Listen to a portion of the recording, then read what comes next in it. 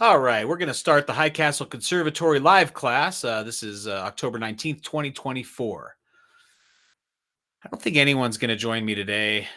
And it's probably my own fault because I've been irregular with these things, or maybe it's a bad time slot. So I would love to hear when a better time slot could be, and maybe I could try it in a couple different times. But I'm recording it, so every single one of you can watch it.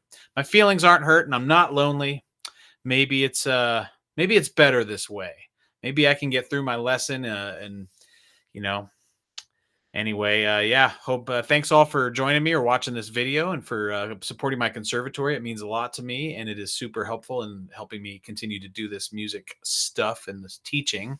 So let's get in with the lesson. We are going to start with some philosophy, and you might be like, oh, that's weird or boring, but music is inherently a very philosophical thing. It kind of lies at that meeting place between the arts and the sciences. It truly does.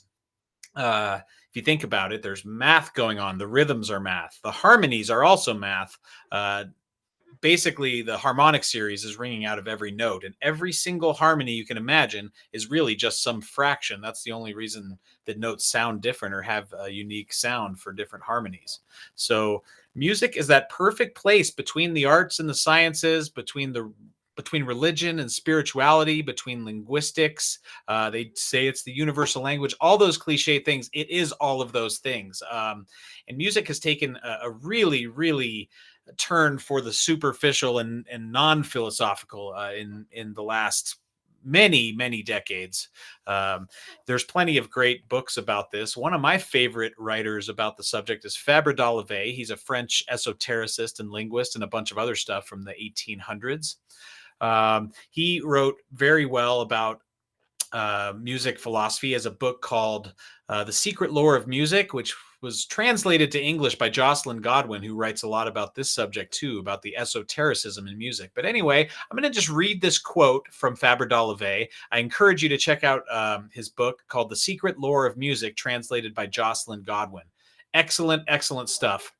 So here's what d'Olivet says. Then we're going to talk about it. And then we're going to get to some other stuff in the lesson. We're going to talk about the harmonic series. I'm going to throw a song at you, and we're going to do some chord analysis on a song I have not done before. Then I'm going to talk a little about the future of the conservatory and how we can build it up and build up the community and stuff, and how I could do a better job of all of those things, because I realize I have taken on a lot, like with my full work. You've heard me complain about it before. I'm not complaining, but full work schedule. I got the kids. I'm trying to release content, but these videos take me longer and longer. And then I need to, find a way to really feed you guys that are paying me money to be on Patreon. So I do appreciate your patience. I promise it will get better. I don't think it's been horrible, but I do want to really ramp. Let me see. I think someone's here in the meeting. Oh, okay. Never mind. All righty. So anyway, without further ado, let me read this quote by Fabre d'Olivet. And I just want us to spend this first part of a lesson thinking about the bigger picture of what music means. I know we all say, some music is dark, some music is light, some music is happy and energetic, some music is thoughtful. There's 1,000 different shades of things you can have music be, but it's not always as mechanical. I'm always teaching these chord changes and these very mechanical things. But let's think about what music's place in the universe is and in the life of human beings. And how that may have been different throughout time. So Fabre d'Olivet, in the beginning of his essays, this is really just a collection of essays. I don't think he ever wrote a book on it. Here's what he says. I'm going to just do the whole quote. I am going to examine music in general as a science and as an art, and try to elicit from this examination a theoretical and practical system based on nature and uniting the principles discovered by the ancients with the knowledge acquired by the moderns. The study of these results are more important than one might think, for music is not merely, as is imagined today, the art of combining tones and the talent for reproducing them in the way most pleasant to the ear. That is only its practical side, which result in the ephemeral forms, more or less brilliant to the time and place, the taste and the whim of the peoples, which make them vary in 1,000 different ways. Music, regarded in its speculative aspect, is, as the ancients defined it, the knowledge of the order of all things, the science of the harmonic relationships of the universe. It rests on immovable principles which nothing can alter. Wow. My furnace just came on. Wow, it's getting cold. Let me just turn it off really quick. All right. So he goes into a lot there, but let's just imagine that what we even consider music from everything we've learned in our lifetimes still might be a very, very small, percentage of the sphere that music occupies in human existence. So what he's talking about there, the knowledge of the order of all things, that is very much what Pythagoras taught. You can read about what Pythagoras said about music and numbers and other philosophical things. Sorry, I'm still out of breath because I ran up the stairs and down, getting old and out of shape. But yeah, when it talks about resting on immovable principles, which nothing can alter, we tend to put so much stock into our opinion. Do you like this music? Do you not? Let's remember that the reason we like music in the first place can vary from person to person. Some people, I think in general, I kind of think of it as two categories, and you could probably come up with a lot of subgenres off those categories. But I think of it as people like music because it reflects the state of their life back at them. That's why some people, when they're sad, like sad music, or at least, when we were younger, we did stuff like that. So you either like music that reflects your current state back at you, or you like music that lifts you up out of where you are or lifts you to another place. And someone could probably tell me I'm wrong. No, there's this reason and this reason, but I think they would fall under those two categories in some way. So we have really lost touch with this part that the harmonies of music are actually based on immovable principles. I mean, think of the law of the octave. Sorry, I can't show my keyboard to you. I'm still working on technically how not to create an infinity mirror when doing that. I think I need to get a second screen set up. I don't know. I'm good with like music technical stuff, but like this computer webcam, virtual AI meetings, not my thing. So I will get better at this. But the idea of an octave is the one law. We don't think about it very often. It's the one law that allows everything to exist in music, because after an octave, the universe starts over. So if you look at it on this is the harmonic series. When you play one note, out of that note comes 1/1 is the note you think you hear.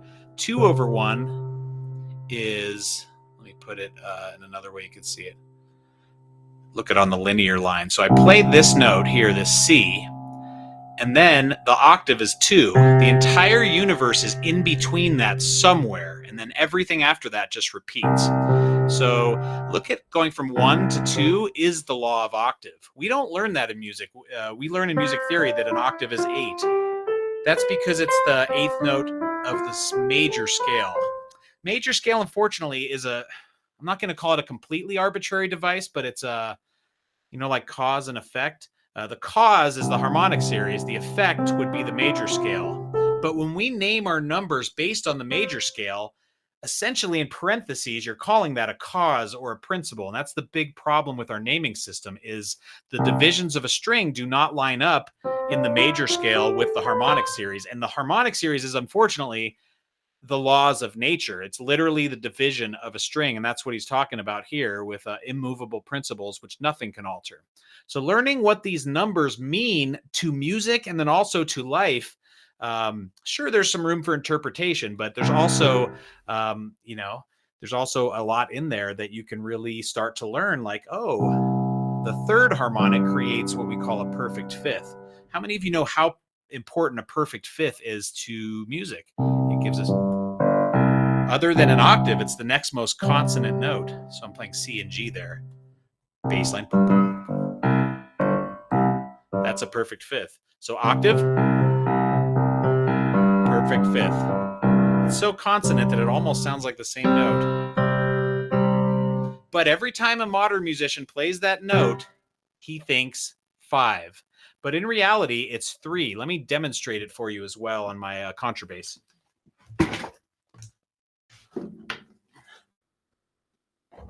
When I play an open D, so this is a bass, E, A, D, G. I'm going to play an open D.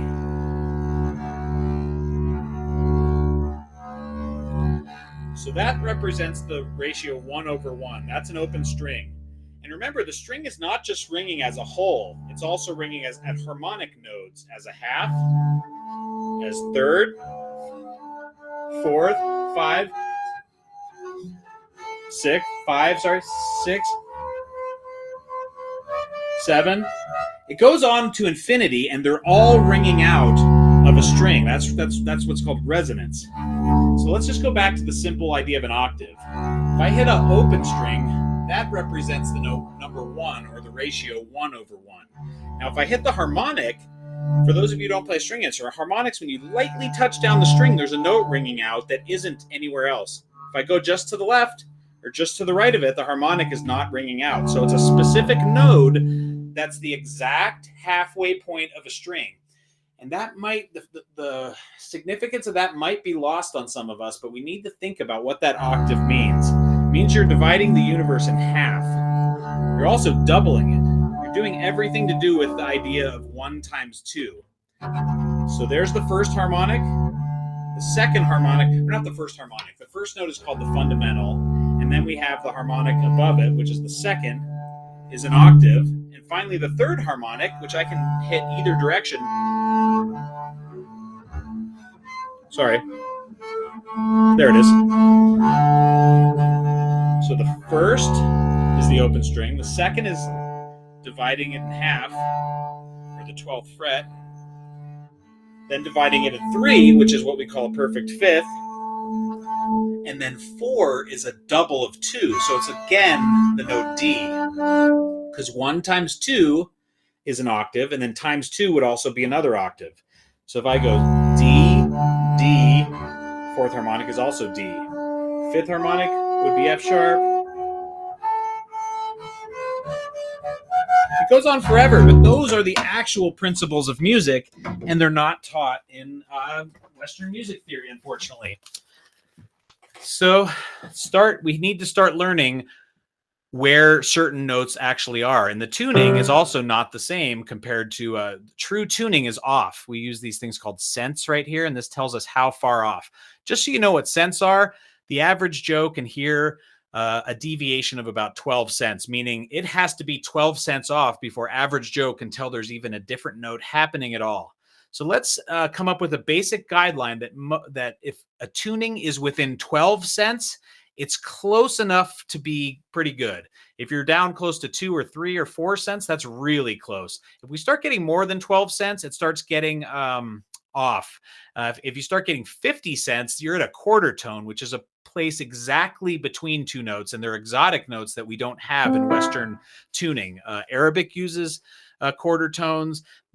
Indonesian music uses quarter tones. Music from all over the place uses quarter tones, but Western music has this fixed pitch system that's exactly evenly spaced, which is not really correct, but it allows us to play in all keys with a great deal of flexibility. So there's an advantage of you can play in all the keys and you don't have to think about retuning or all that stuff, or you just literally wouldn't even be able to play if you were only tuned to one key. But we sacrifice tuning. And anyway, if I can go through the 12 intervals, and I'll show you the harmonic that comes closest to that note. So let's start in C, and an octave going from 1 to 2 is, you don't see the number 2 here, but this is where it would be. This would be 1. Sorry, boom, boom. Okay, so this would be 1, and then that's the beginning of the circle, and then 2 would be the same spot, the whole circle with nothing in between it, or a formless void. Let's see, let's go up in perfect fifth. So C up to G. The third harmonic creates G, and it's 2 cents sharp, which means it's really close to a tune. That's fantastic. The fourth harmonic is another double of 1, so that's another C. Any double or half is the exact same note, differentiated only by the octave. Fifth harmonic is the major third, gives us our note of beauty, but look how it's 14 cents flat in the harmonic series. That means equal tempered major chords are very sharp.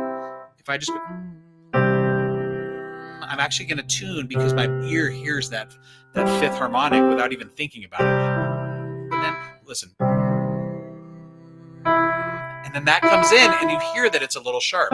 So just understand that one of the biggest problems of our equal tempered tuning system is major chords are just a little bit sharp, and it's the note of beauty, so it's a little off, but it's not that bad.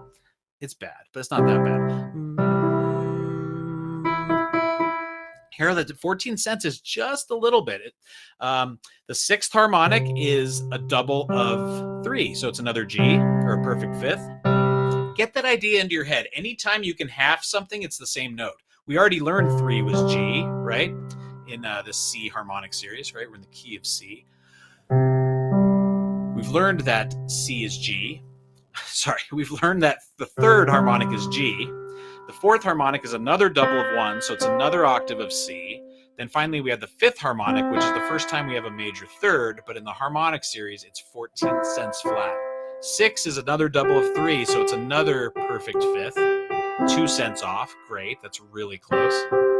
Then finally, we have 7, which is our first dominant 7, but it's 31 cents flat in the harmonic series. That tells us that this note is unbelievably sharp in the harmonic series, and there's a philosophical reason why.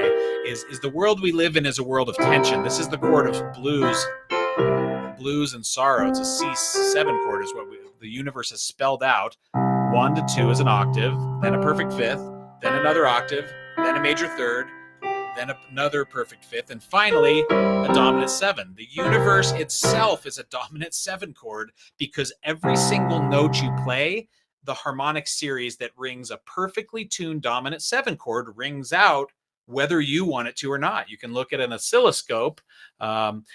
When you strike a whole string, it's this, but also playing is this, where the 12th fret is, then it divides it in 3, then in 4. That is ringing out of every single note. So it's pretty darn cool. Let's just do another quick tour of, let me move in fifths from C. I'm so sorry. That's what I planned to do. I just want to show you where the equal tempered notes are in the harmonic series. So our first harmonic is C. That's kind of a given. You can move that to any key if you wanted to. If I wanted to play this from G, G would be the first harmonic, but we just happen, C is kind of like our given in mathematics, given that C is 1. So C is 1. Then we're going to go up a perfect fifth. G is the third harmonic. It's also the 6th harmonic. Let's go up a perfect fifth from there. D is the 9th harmonic because 3 times 3, right? Remember, C to G would be 1 times 3. So times another 3 would be 9. And what do you know? There's D. Then times another 3 would be 27. There's A. So those are the first 4 perfect fifths that come out of it. So we have 1, 3 is G. 9 is D, A is 27, because that's 3 times 3 times 3. Maybe a better way to approach this than going all through the fifths would just be to take it chromatically. So if 1 is C, the closest thing that gives us a half step or a C sharp would be the 17th harmonic, and it's only 5 cents off. That's pretty good because that's a note of dissonance anyway. Then the what gives us D would be the 9th harmonic. And we say 1 times 3 is a perfect fifth up, times 3 is another perfect fifth up. So we've never been taught as musicians that you can do multiplication with intervals. I feel like I sound crazy right now, like I should be on a street corner. But it's true. You can multiply intervals. If I say the formula for a perfect fifth is to go 1 times 3, that means going 3 times 3 adds a perfect fifth of that. So C times 3 is G. And then G times 3 would be 3 times 3 would be D. D times 3, so 9 times 3 is 27, would be A. But really quickly, we're going to go up chromatically. C is 1. The closest thing that gives us C sharp is the 17th harmonic. It's 5 cents off. The closest thing that gives us a D is the 9th harmonic. It's only 4 cents off. That's pretty good. The 19th harmonic is the first time we get a minor third. That sad, sorrowful note. And what do you know? That it's the halfway to or a quarter of the way through the chart gives us our first note of sorrow. And then the 5th harmonic gives us a major third. Oh, and by the way, that minor third is only 3 cents off, so it's really close. Then our major third, the note of beauty, is an E.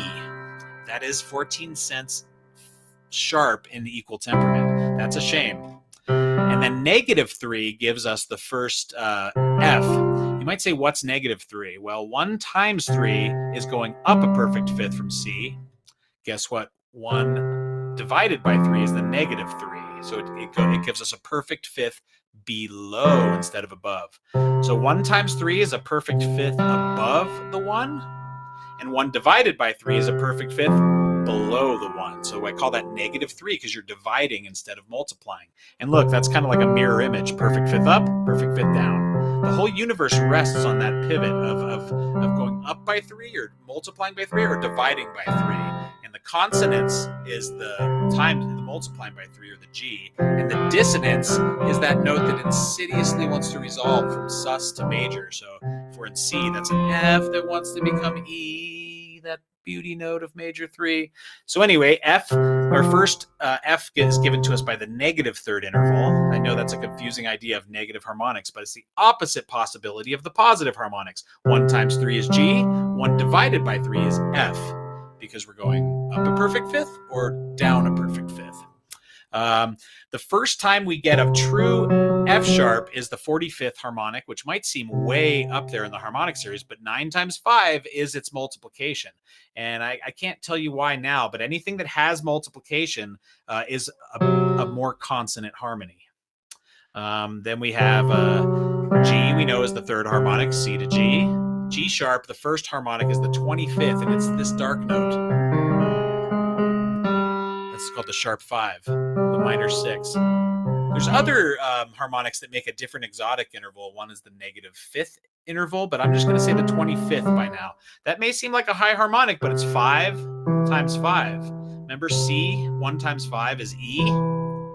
So that means going up a major 3rd. So to go up a major 3rd for me would take us to G sharp. And that gives us kind of our augmented chord. So it's C and G sharp, the 25th harmonic. Then the 27th harmonic gives us A, or a major 6th. Remember I said why? Because 1 times 3 is C becomes G. G times 3 or 3 times 3 becomes D. And then D times 3 or 9 times 3 is 27 or A. I still feel like I sound like a completely insane person on the subway, but bear with me. This is all true. I just... it's hard to get it. It's hard to say it without sounding nuts. We're almost there. Then what gives us the closest to the B flat? It's a weird thing that, remember I said the 7th harmonic is 31 cents flat in the harmonic series. So that means 31 cents sharp in equal temperament. That is so flat that it's a different interval. It's actually much closer, the one we use, to the -9th harmonic. Let me show you why. Because the 9th harmonic is going up a whole step. So that means the -9th harmonic would be going down a whole step to the tuning we're used to. So that's what makes that really sharp dominant 7th that we do work. It's actually a note of kind of sorrow and strife. And what do you know? That it's the chord that defines blues, and blues is all about that strife of the material world and the sorrow of it in general. So what a weird coincidence that the -9th harmonic is what we play instead of the 7th harmonic. And I do have videos that show you what these chords sound like tuned correctly, and it's pretty amazing. God, I also feel like I'm not putting any sentences on periods. Sorry, I'm a hot mess today. I got a dinner party. I have like 5 different dishes marinating. Just a little overwhelmed right now. And I'm not a person very prone to stress. And I wouldn't say I'm like stressed, but that little to-do list in my head, I feel like it's just not getting checked off this stuff. So my mind is racing. I've had a cup of coffee, and I'm going to keep drinking the coffee. Last interval is a major 7. C up to B is the 15th harmonic, and the multiplicity of that is 5 times 3. So 1 times 5 is E, 5 times 3 is B. And it makes sense because 16 would be our octave again. 1 times 2 is an octave, times 2 is 4, which is an octave, times 2 is 8, which is an octave, times 2 is 16, which is another octave. So it makes a lot of sense that the 15th harmonic would be our major 7, and the 17th harmonic would be our minor 2nd or flat 9th, however you want to call that. So that's all the intervals of equal temperament, and most of them are pretty close, which is why equal temperament works so well, I think. But there's a couple stinkers in there. That 5th harmonic, the note of beauty, a major 3rd, is 14 cents sharp in equal temperament. And the dominant 7th is 31 cents sharp in equal temperament. And this minor 6 is also pretty off. So those are the big problems. Everything else is pretty close to in tune. So Kind of interesting to know which intervals are the problem. In that way, you can go back in and tune certain notes. Voices can hit the right third, string players, you can go in with tuning software and take all your major thirds. It's kind of cheating, but just having an awareness of whenever you have a major third, tune it 14 cents lower, and you'll do it naturally. And if you want to test yourself, play C and G. Then I'm going to ask yourself to just sing this major third, the E, but don't play it. And then listen, then play this and hear that it's a little sharper. Just the tiniest bit sharper, and it's enough to add a little tension.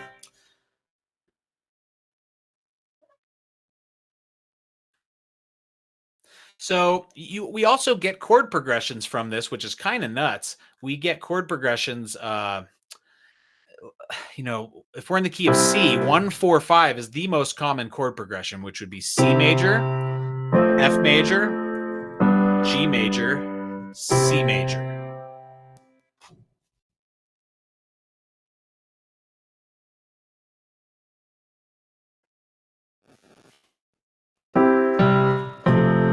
So where does that come from? So C would come from 1, that's our tonic or our fundamental. 4 comes from that negative third harmonic, right? Because we're dividing by 3 by going down a perfect fifth instead of up a perfect fifth. So it's kind of interesting that our most common chord progression, 1, 4, 5, which would be C, F, G, 1, 4, 5 in C major, would be 1, negative 3, then positive 3, 1. It's almost as if, if there was a person drawn in this. This is going to sound really weird to you, but the ancients conceptualized this person. The head would be here. They're facing you. One arm would be toward this 7. One arm would be toward this 9. One leg would be toward the 3, and one leg would be toward the negative 3. So the symbolism of the right leg is the higher things that are earthly, the higher earthly nature, where the F would be the lower earthly nature, the left leg hitting that negative third harmonic. It's almost like it tells a story. This might sound crazy, but the 1, negative 3, then transform that negative 3 to positive 3, G, 1 is C. So there's a lot more to learn there, but I want you guys to start just familiarizing yourself with the anatomy of the harmonic series and knowing where different intervals are. If I say the 15th harmonic, oh, that's a major 7. I mean, it's 12 cents off from it, but it's close enough. If I say what's the 9th harmonic, what do you know? It's the same thing as a major 9. There's an accord there with the major scale. There's a few places that do that, but that's everything else is different between the major scale numbers and the harmonic series numbers. Anyway, you can all this stuff is available to you who have my student library. There's all of these charts and lots more that explain it, and I'm going to be doing lots and lots of videos about that. So I'm going to do a quick chord analysis here, and you'll have to follow along in the PDF file. I don't have my piano set up, unfortunately. This is Moving Out by Billy Joel, and this is one of his, it's a pretty easy song in a way. We're in F, but he starts in 6, D minor.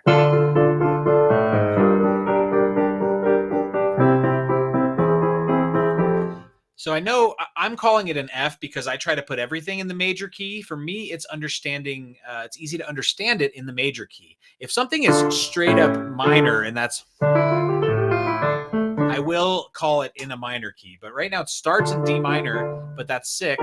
G minor's 2, then C augmented to F major 9. And F major 9 means a major chord with a major 7 and a major 9. If you only wanted the 9, you would have to say add 9, because as written there, it includes a major 7. When you say F major 9, it includes a major 7. So we have D minor, G minor, then C, which is 5. And any 5 chord, you can always turn it augmented to lead back to 1. And I think the bass even goes down to E. I forgot to write it there. The C augmented has a bass note of E. And augmented chords are symmetrical, so you could call that E augmented, but I wanted you to understand that it was a 5. It was a 5 leading back to 1. So we have D minor, which is 6, 2, then 5, turn it augmented, 1, 5, the augmented verse. Up the new books in the grocery store.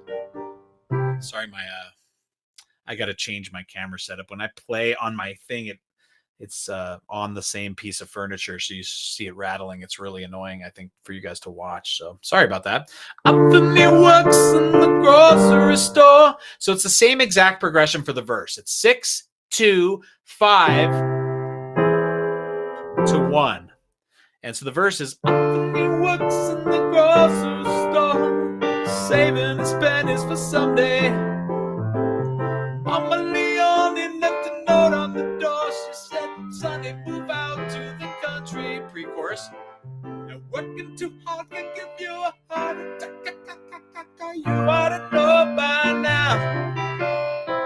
And if you get down with a broken back. That's the wrong lyric there. So it goes to a pre-chorus, which is pretty cool because it's the same chord. You'd think it's doing this the D minor to G minor again, but it's like, no, we're going to turn the G minor dominant, which makes it a 2 dominant. So the pre-chorus is, and gosh, I can't remember the lyrics of the song. But working too hard to give you a heart attack. Hear how cool it is to not do minor that time?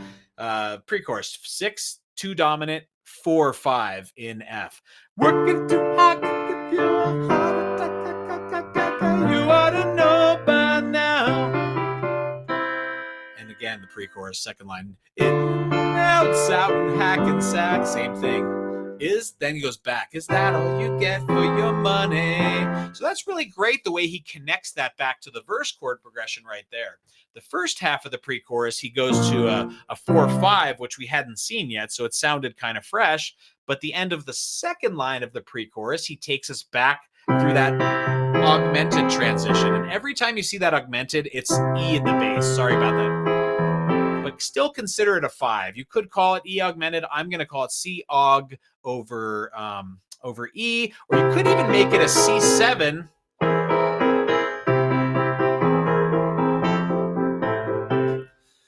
But anyway, let's take it from the verse. We have 6, 2, 5, 1 twice. And then the pre-chorus has 6, 2 dominant, 4, 5, 6, 2 dominant, 5, 1. So it really connects and circles back well before we go to the chorus. Intro, sorry. Try not to play it too hard so it doesn't shake my camera.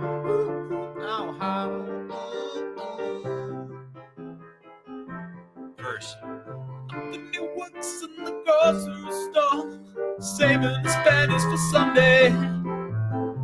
Mama Leone left a note on the door. She said, Sonny, move out to the country. Pre-chorus. But working too hard could give you a heart attack. You ought to know by now. Who needs a house out in Hackensack? Is that all you get for your money?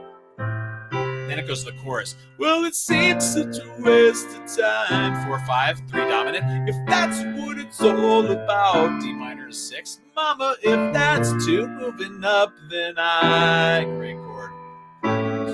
Repeat, moving out. So the chorus went 4 to 5. And a waste of time. 3 dominant to 6.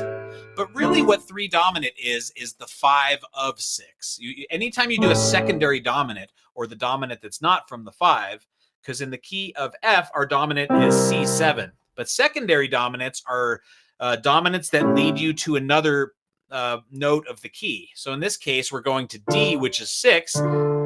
5 dominant, 5 of D minor is A7. So it says 3 dominant, but you could really call it 5 of 6. So the chorus says 4, 5, 5 of 6, 6. It seems such a waste of time. 4, 5, 5 of 6. If that's what it's all about, 6. Mama, if that's 4, moving up, then 7. Then 3 dominant to that A7. But there's something else going on there with that E minor 7 to A7 is it's actually a 2, 5 of 6. Remember how we did that A7? and it was 5 of 6. Well, this E minor 7 is 2, because E minor 7 is not in the key of F major. The 7th degree of F major is E minor 7 flat 5. And this is just doing a straight minor 7, which is a really nice color to have a non-diatonic chord. It would actually work doing it as an E minor 7 flat 5. Listen. Seems such a waste of time. If that's what it's all about, mama, if that's moving up, then and I thought he was doing that for a while, but it's just, sorry, I'm burping. Coffee, man. All right. So it does a 2-5 of 6 to bring us back to the intro. And that's pretty much the entire song. There is an outro. I'm not going to get into that, where he restates a melody in the song. One of the instrumental melodies of the intros, or the things between the verses, becomes the main theme that's expanded upon in the outro, which is actually a great device. But follow along one more time from the top, and then we can wrap it up here.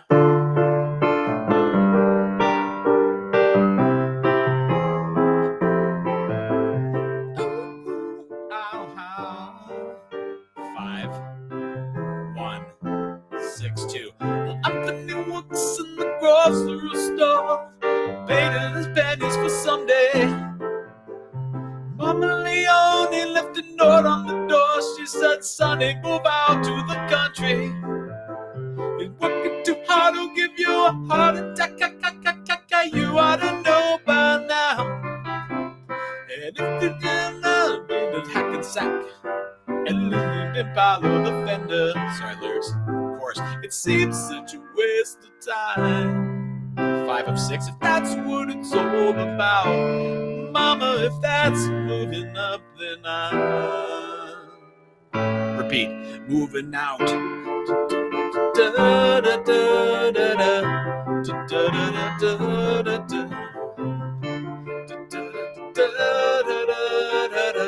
That's like played on this is like soprano sax and clarinet. It's really kind of nice, because most rock, people aren't going to do those little instrumental flares that Billy Joel does. It's not like the most brilliant thing ever, but it's a nice little transition there. But a cool chord progression, almost entirely in F, except for some secondary dominance in there and a secondary 2-5. You can see it goes 2-5 of 6 here, and here it goes 5 of 6. It's technically 3 dominant in F, but you have to think of secondary dominance of what 5 is it, and this is 5 of 6. Anyway, if any of you have not accessed, I've given access to it. Everyone above everyone second tier and up has full access to my student portal, which has all of my dozens and dozens of charts and samples and things I'm continually adding to. So if you need a link to that, and I'm going to update that, you should probably update it every time I post it. It's because there's new stuff in there. So it's a zip file you download and just put somewhere in your computer and have full access to. I do apologize that I haven't gotten things working quite as smoothly as I want here. There's a bunch of upgrades I want to do. I'm probably going to get an SMS texting thing, so that when I have like a live class, it'll at least hit your phone. I'm not going to be super annoying about it. You'll get like one text message a week, maybe, and it'll be free, all that stuff. But I just want to have better access to you, because everybody's so busy that the studies have shown that people see it on their phone, and all of the things we're subscribed to are harder to access because we're so busy. They're not hard to access, but we are just all really busy right now. I also am going to be doing a radio station that you guys have exclusive access to, that just has some really weird music appreciation stuff that I would love to be sharing with you guys. So I'm going to do that. Also going to be recording some music and starting to show you guys more production stuff. Truth be told, my venture into content creation, I didn't realize how far it was going to take me away from producing music itself. It's like and it's kind of stinks, because my subscribers have gone way up, and YouTube is paying me now, and it's growing and growing, but it's like this hungry mouth that wants to be that wants to be fed. And every time I make a new video, or one of these long, lengthy, big explorations of a chord change in a song, it takes me like 15 or 20 hours. Maybe it's because I suck at video editing, but they're not easy to make, and they're not the kind of thing I can just spit out and it's all perfect and I don't need to edit it. So I'm working on balancing all that stuff. If you guys have suggestions of easy things I can offer to, give you guys exclusive content, I had this idea. Maybe I should release all my videos a week ahead of time that only you guys have access to before anyone else does. That might be pretty cool. But I'm going to start getting some stuff together, and look out for all those things. I will need your cell phone number sent to me if you do want to be part of those SMS texts where I just tell you like live lesson happening tomorrow, or sometimes if a new lesson's out. That's really all it'll be. It's just like, oh, go check your Patreon. But we all see our cell phones, so I think that'll help bring us together. And it would be cool if we start, interacting on message boards and stuff. But everyone is so separated these days. It's hard to bring people together to do stuff. And part of that's my fault because I've been aloof at times here. But man, life is kicking me in the butt right now, but I'm still having a great time doing it. I'm living a very nice life. It's just like this little to-do list anxiety is not something I'm used to experiencing very much. Whereas other people in my life, it's very, very, it's a very high level of stress. So it's good that there's not two of us like that. So this is a very low level of stress, but I'm just kind of trying to juggle all those things. Anyway, thanks for hanging in there on this lesson. And the next lesson I'm going to do will be completely different next week. And so tune in, and thanks for joining.